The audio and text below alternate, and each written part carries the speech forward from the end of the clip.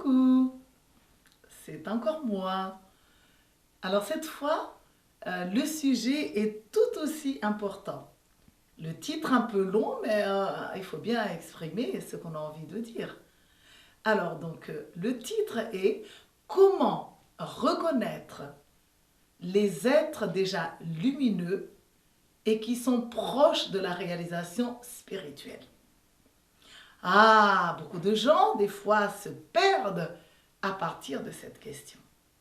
Alors, quelques éléments quand même vraiment fondamentaux qui doivent se voir sur ces êtres.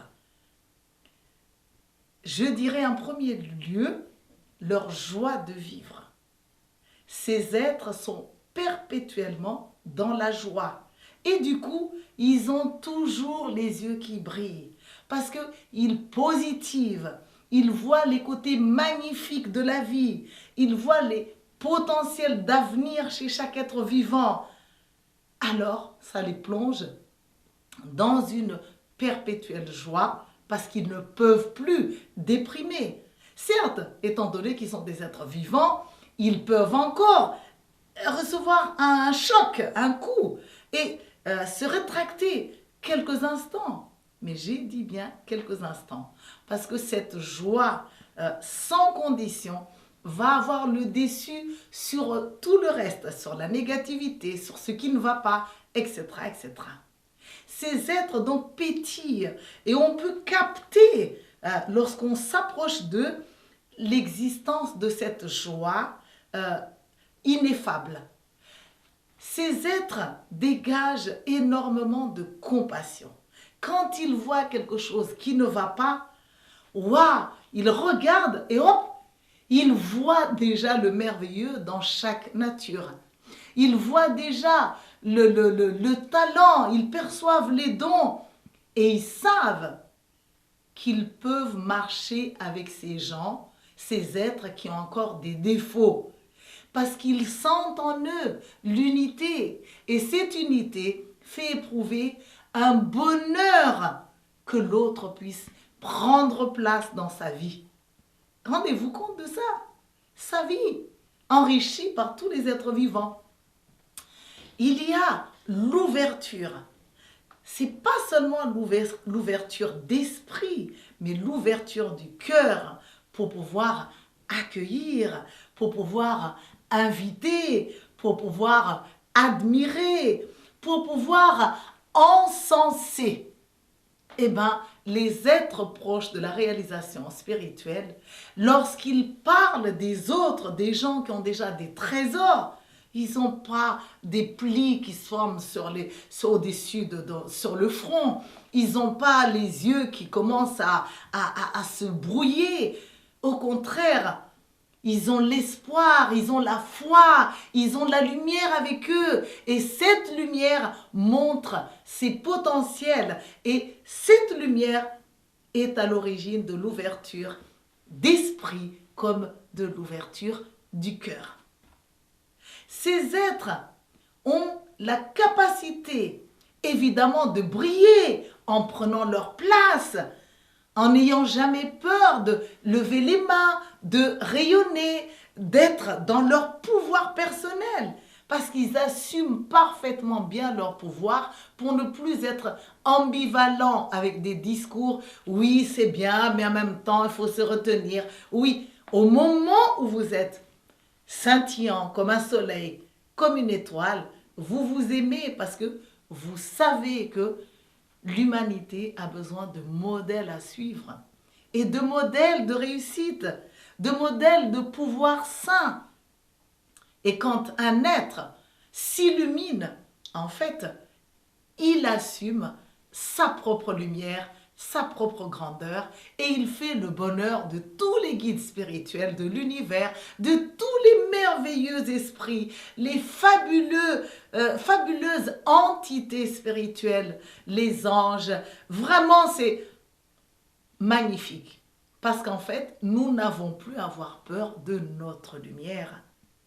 Mais en même temps que nous sommes capables de rayonner, de prendre la place sur un podium, de pouvoir faire l'admiration de milliers de gens, parce que c'est ça un sage, c'est avoir l'admiration des milliers, voire des millions, et voire des milliards de personnes, et pas seulement de la planète Terre, mais partout, partout dans l'univers.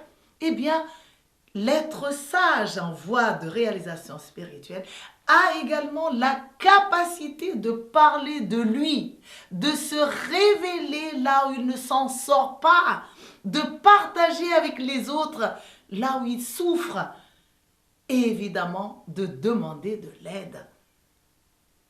Et demander de l'aide à ses élèves, quelle beauté, quelle grandeur d'âme. Parler de ces problématiques de couple dans une conférence, révéler à l'assistance combien on peut avoir une très grande et belle lumière, mais combien on ne s'entend pas avec ses enfants, combien on est encore invivable avec sa famille, combien on a des problèmes relationnels avec tous ses frères et sœurs, les enseignants comme soi, les guides spirituels dans l'humanité comme soi. Et tout ça dans la joie, dans le pétillement, parce que ce n'est pas parce que nous avons une ou quelques facettes de nul que notre totalité est nulle. Il ne faut pas jeter le bébé de l'eau du bain, dans un sens ou dans un autre. Un être qui s'approche de sa réalisation spirituelle doit dégager la liberté d'être. La liberté d'être bon, mais la liberté d'être nul.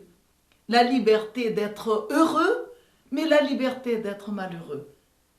Sinon, il va mourir dans la discrétion, dans le secret. Parce que les êtres qui ne sont pas encore en connexion avec les guides spirituels ont encore en fait la honte que si les gens apprenaient qu'ils sont morts d'une maladie ordinaire, que cela équivaudrait à qu'ils n'étaient pas si maîtres spirituels que ça, qu'ils n'étaient pas si sages que ça.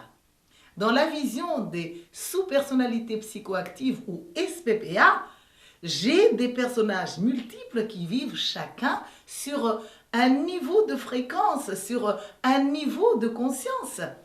Si je suis chaman et que mon chaman est déjà capable de supporter et de soigner, comme d'enseigner et d'émerveiller des gens, cela ne signifie pas que un membre de ma famille me supporte tout le temps. Cela ne signifie pas que je suis déjà capable d'attirer à moi l'abondance financière, par exemple. Ou cela ne signifie pas que je suis capable déjà de me conduire en ami, avec mes amis, avec l'humanité. Des fois, on peut sentir en soi une grande ouverture quand on enseigne des enseignements de sagesse, mais ô combien on peut encore être maladroit en ce qui concerne approcher un être humain et créer la divine chaleur en lui et donner la main pour qu'on puisse rayonner ensemble dans tous les secrets, dans les belles et les vilaines choses. Sinon, où irons-nous? L'être en voie de réalisation spirituelle va donc montrer la direction de la lumière et donner aux uns et aux autres les recettes qui permettent de se connecter à son tour sans réticence, sans chantage et encore moins des préférences. Mettre en avant l'intérêt de voir une vie s'épanouir à d'autres intérêts qui ne tiennent compte que de soi. Enfin, je dirais, un être qui se rapproche de la réalisation spirituelle, joyeux, lumineux, merveilleux, charismatique, chaleureux, cet être-là doit aimer, marcher dans la direction des mondes de lumière en donnant la main aux autres. C'est un être donc de partage. C'est un être de sensibilité. C'est un être de bonté infinie.